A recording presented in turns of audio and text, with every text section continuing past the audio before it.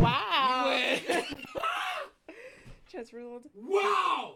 You have the decision here, and what has happened? Justice Balablava has granted our application. We, the applicants who filed to restrain the coming into force and effect of the bill, the Better Local Government Act, have won. So the application has been granted. We still have a 47-ward structure. We have stood up for Toronto and for our rights as a city. I've been pushing back against this legislation since it was introduced because I firmly believed you don't change the rules in the middle of an election campaign.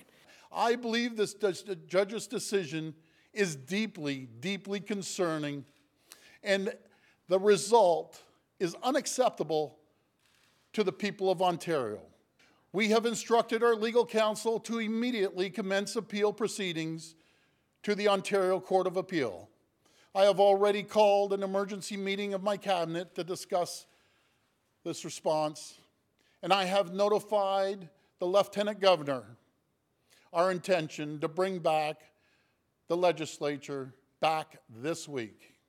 Our first order of business will be to reintroduce the Better Local Government Act, and with it invoke Section 33 of the Constitution. Doug Ford is literally suspending the Charter of Rights of Ontario people in order to plow ahead with his revenge plot against his political enemies at Toronto City Hall. You're not the king of Ontario, Mr. Ford.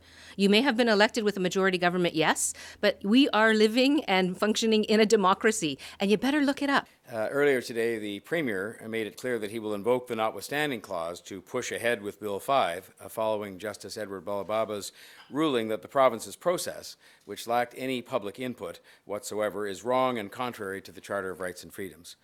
This is unprecedented, and it is not acceptable to me, but more importantly, I do not believe that it is acceptable to the people of Toronto.